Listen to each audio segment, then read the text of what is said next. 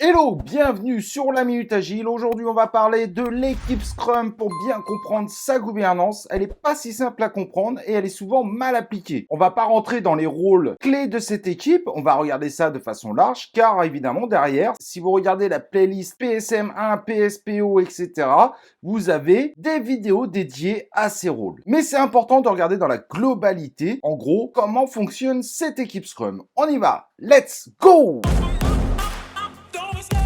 Pour commencer, pour faire simple, on a trois rôles clés dans cette équipe Scrum. Le Scrum Master, le Product Owner et les développeurs. Attention, les développeurs ne sont pas une sous-équipe. Certes, à l'époque, on appelait ça l'équipe de développement, mais c'est terminé. Aujourd'hui, on parle de développeurs et non plus d'équipe de développement. Ceci depuis la dernière version du Scrum Guide, donc celle sortie en novembre 2020. Pour faire relativement simple, le Product Owner est responsable du backlog et également de l'objectif produit. Donc, vous comprenez derrière qu'il n'est pas le responsable du produit, mais c'est owner dans le sens exploitant du produit. C'est une notion très intéressante car beaucoup de gens se trompent là-dessus. Il n'est pas du tout une sorte de chef de projet. Le Scrum Master a pour rôle d'accompagner l'équipe à s'améliorer dans son autogestion et sa pluridisciplinarité. Deux notions évidemment très importantes. Une équipe pluridisciplinaire, donc une équipe qui comporte l'ensemble des compétences pour réaliser le produit dans son intégralité. Et attention, on ne dit pas que chaque membre doit être pluridisciplinaire.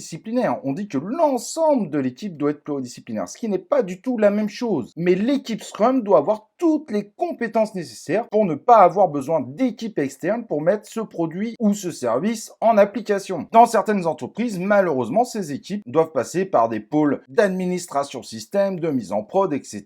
Mais normalement, le Scrum, évidemment, dit que ça ne devrait pas être le cas. Il devrait être 100% autonome pour la réalisation et la mise en place de ce produit. Le Scrum Master a aussi pour objectif de rappeler à l'équipe Scrum dans sa globalité et évidemment de la sensibiliser là-dessus pour que celle-ci produise et fournisse un produit de qualité et qui respecte un élément très important qui s'appelle la Definition of Done, qui est la liste de critères comportant évidemment des notions de qualité, que l'ensemble des éléments qu'on mettra au fur et à mesure en ligne à disposition de nos utilisateurs soient respectés. Très important. Il doit faire en sorte également qu'il y ait de moins en moins d'obstacles pour l'accomplissement de la mission de l'équipe Scrum. Et évidemment, vous l'aurez compris, c'est pas forcément à lui de résoudre tous les problèmes. Il peut aider bien évidemment, mais il doit amener l'équipe Scrum à se forcer à résoudre les éventuels problèmes pour améliorer évidemment son cycle de réalisation de façon à être le plus productif possible tout au long de la réalisation du produit, du service et évidemment de sa maintenance également. Et il est également responsable de faire très attention à ce que l'ensemble de l'équipe respecte bien l'ensemble des cérémonies mises en place, les événements Scrum, et que les time box, donc les temps maximum pour chacun d'entre eux, soient respectés de façon à rester sur des séances productives et pas sur des séances qui font perdre du temps à l'ensemble de l'équipe. Contrairement à ce qu'on peut imaginer, ce n'est pas à lui de les animer. Et évidemment, il sera au service des développeurs, au service de l'organisation pour s'adapter à Scrum et au service du Product Owner pour les aider dans leurs tâches quotidiennes, souvent axé sous forme évidemment de coaching. Et pour finaliser, le Scrum Master est responsable donc de l'efficacité de l'équipe,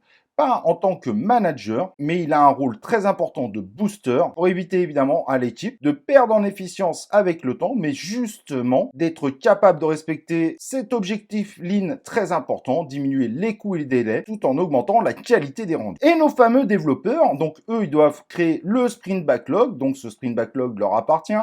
Évidemment, ils vont s'aider pour faire ça avec le travail réalisé par le Product Owner, mais c'est bien eux qui choisissent à la fin, en tant qu'arbitre, l'engagement sur lequel ils vont s'engager pendant le sprint, l'objectif du sprint, les éléments qui y répondent et évidemment le plan pour y arriver. Ils ont un rôle très important d'inculquer à tout le monde cette notion de qualité, le respect de la Definition of Done par exemple, et d'être tout le temps capable d'être agile dans l'avancement du produit. S'il y a des changements à réaliser, ils doivent le faire au plus vite. Des changements de plan, évidemment, qu'ils choisiront ensemble. Et tous les développeurs doivent se tenir mutuellement responsables de la réalisation de ce qu'ils font. Et donc, vous l'aurez compris, tout ce qui n'est pas défini dans les rôles que je viens de dire, est de la responsabilité de la Scrum Team.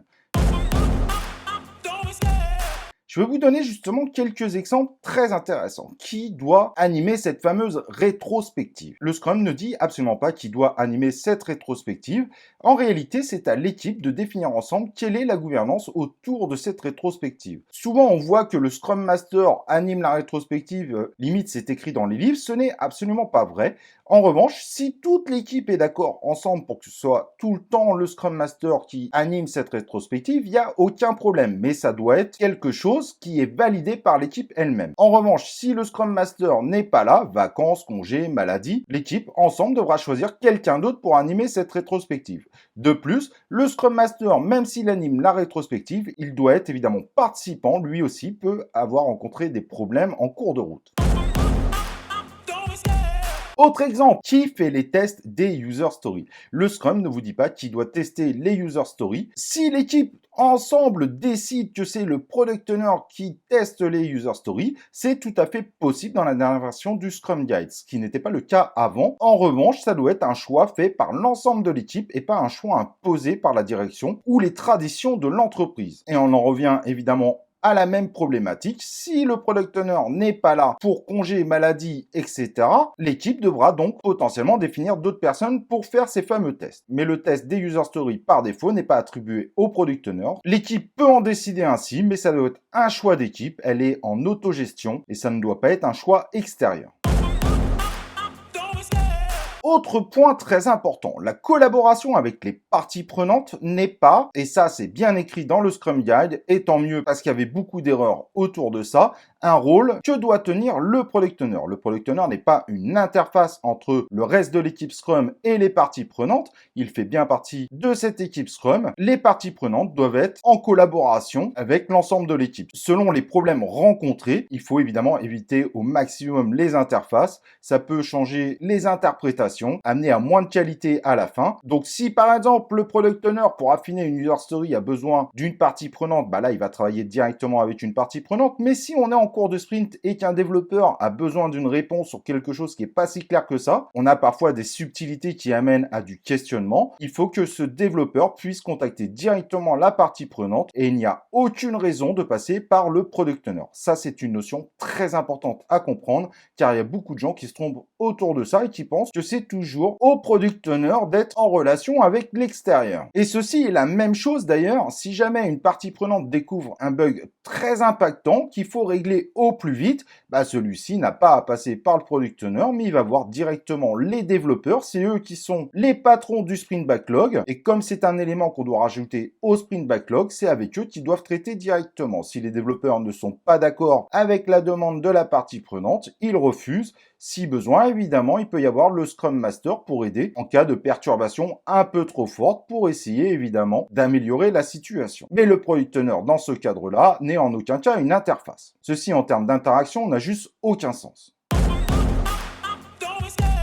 Et donc l'ensemble de l'équipe est également responsable de l'expérimentation, la maintenance, la vérification, la recherche et développement, et donc ils sont tous ensemble responsables de la qualité du produit dans sa globalité. Voilà, j'espère en tout cas que cette vidéo répondra à l'ensemble de tes questions. N'hésite pas à aller voir les vidéos qui parlent de chaque rôle individuellement, de façon évidemment plus complète. N'oublie pas le like sur la vidéo, de t'inscrire sur la chaîne YouTube, d'activer surtout les cloches de notification pour recevoir nos prochaines vidéos, et nous on se retrouve pour une prochaine vidéo de la Minute Agile.